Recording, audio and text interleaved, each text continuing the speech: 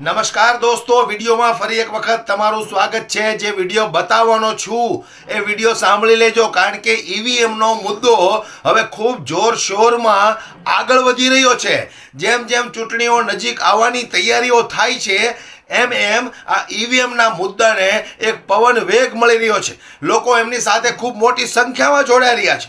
એક આંદોલન, જે આંદોલન ખેડૂત આંદોલન થયું હતું એની જેમ જ આ ઈવીએમ માટે આંદોલન કરવાની તૈયારીઓમાં છે આ સુપ્રીમ કોર્ટના વકીલો. ત્યારે અડધી રાત્રે ભાનુ પ્રતાપે કેવું બયાન આપ્યું અને એ બયાન આપવાની શું જરૂર પડી ગઈ, અડધી રાત્રે ડોક્ટર ભાનુ પ્રતાપે જે બયાન આપ્યું છે દોસ્તો, એ વિડીયો સાંભળી લઈએ. વધારે સમય મારે આજે તમારો નથી લેવો, સીધા જ આપણે ભાનુ પ્રતાપે જે વાત કરી છે એ વાતને સાંભળી લઈએ. પણ વિડીયો પૂરેપૂરો સાંભળજો અને વધુ 10 લોકોને શેર કરજો, લોકોને જાગૃત કરજો. આવો આપણે સાંભળીએ જે રીતે ડોક્ટર ભાનુ પ્રતાપે જે વાત કરી છે એની વાત સાંભળી લઈએ.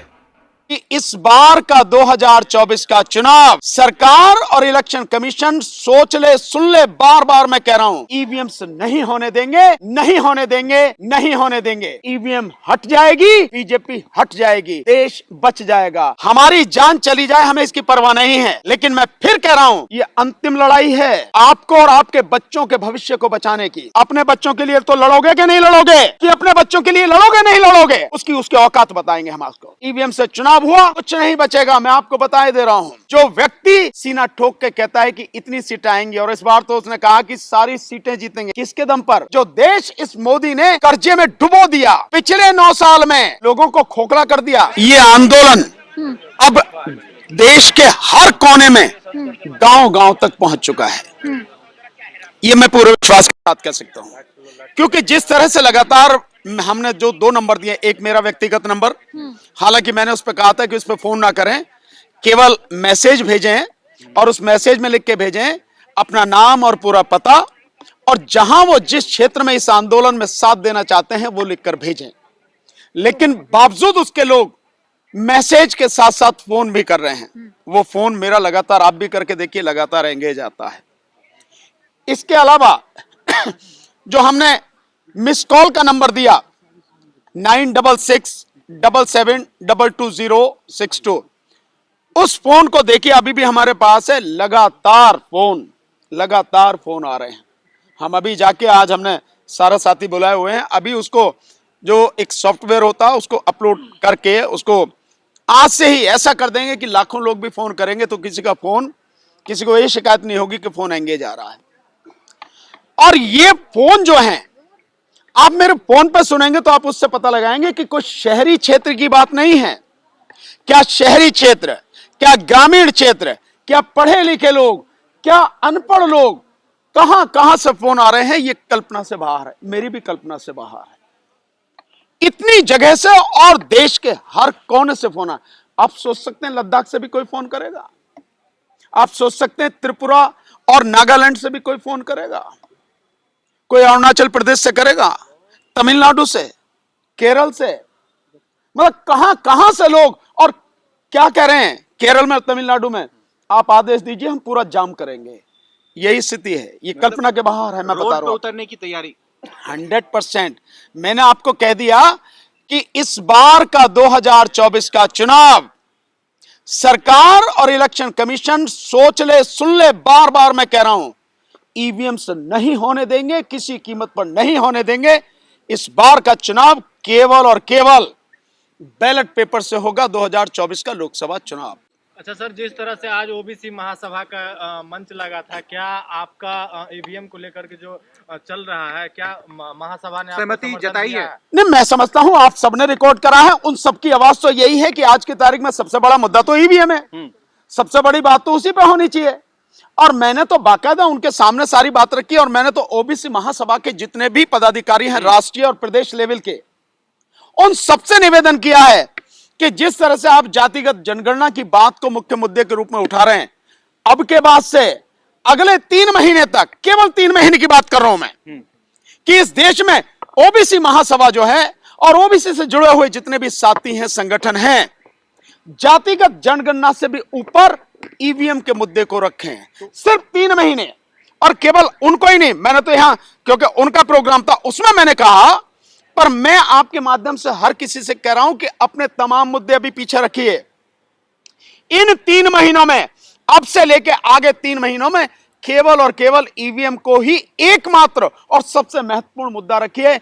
ईवीएम हट जाएगी, बीजेपी हट जाएगी, देश बच जाएगा। ईवीएम से चुनाव हुआ, कुछ नहीं बचेगा, मैं आपको बताए दे रहा हूं। क्योंकि जो व्यक्ति ईवीएम से जीत कर आ रहा है, जो व्यक्ति सीना ठोक के कहता है कि इतनी सीटें आएंगी, और इस बार तो उसने कहा कि सारी सीटें जीतेंगे, यानी लोकसभा की 543 सीटें जीतने की बात हो रही है। किसके दम पर? इस देश में युवा बेरोजगार है, आंदोलन कर रहा है, उसे पीटा जा रहा है।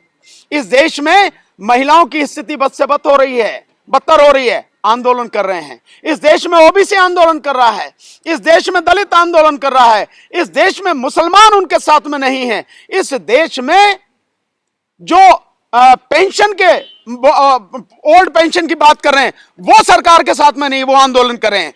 इस देश में फौजी 1 रैंक 1 पेंशन को लेकर आंदोलन कर रहे हैं, तो सरकार जीत कैसे रही है? बन कैसे रही है बीजेपी की सरकार? भी किया जा रहा है कि मतलब सबका सहमति है हमारा। वो सहमति सिर्फ लोगों को मूर्ख बनाने के लिए। और अब जितना हल्ला मचाया जा रहा है इस 22 तारीख के प्रोग्राम को, राम मंदिर के मसले को लेकर, लोगों में केवल यह भ्रम फैलाया जा रहा है कि सरकार किस वजह से जीत के आई, क्योंकि पूरा देश राम में हो गया।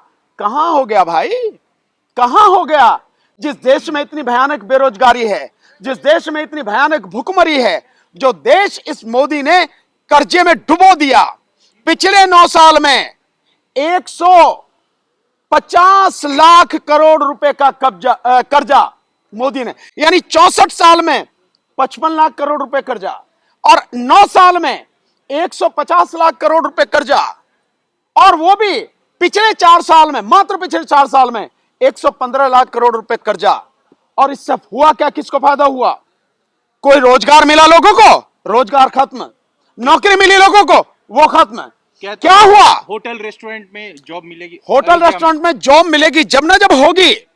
होटल में कौन जाएगा रहने के लिए, खाने के लिए? जिसकी जेब में पैसा होगा। लोगों को खोखला कर दिया, उनकी जेब में पैसा नहीं है। और अगर पैसा होता तो 81 करोड़ से ज्यादा लोगों को सरकार 5 किलो अनाज की जो भीख दे रही है, क्या वो भीख देनी होती? नहीं ना। इसलिए जब लोगों को पूरी तरह से आपने तबाह कर दिया, उनकी शिक्षा तबाह कर दी, आपने उनका रोजगार बिल्कुल तबाह कर दिया, तो कहां से बढ़ेगा सारी चीजें? देश भर का समर्थन है सर ईवीएम को लेकर? 100% समर्थन है। और समर्थन इस लेवल पे है कि आप भी कल्पना नहीं कर सकते हैं। आप तो मीडिया के साथ ही हैं, आप दिखा रहे हैं। आप अपने चैनल पर देखिए कि कितनी स्पीड से, कितनी मात्रा में लोग देख रहे हैं। और पूरे सोशल मीडिया में ईवीएम ईवीएम ईवीएम, इसके अलावा है क्या? आप बताइए ना। और अगर राम मंदिर की भी बात है तो उसमें भी शंकराचार्यों की बात है, उन साधु सन्यासियों की बात है कि जो ये सब कुछ हो रहा है उनके हिसाब से सनातन धर्म के विपरीत हो रहा है, उस पर जो वो लोग सवाल उठा रहे हैं। इसके अलावा क्या है? लेकिन સાંભળ્યું ને? તો વધુમાં વધુ વિડીયોને શેર કરી દો, દરેક લોકો સુધી પહોંચવો પડે, દરેક લોકોને ખ્યાલ આવે કે હકીકત શું છે, ઈવીએમ બંધ થવું જોઈએ કે ન થવું જોઈએ, એ તમારા ઉપર નિર્ભર છે દોસ્તો। મને કોમેન્ટ બોક્સમાં તમારી શું રાય છે જરૂરથી જણાવજો।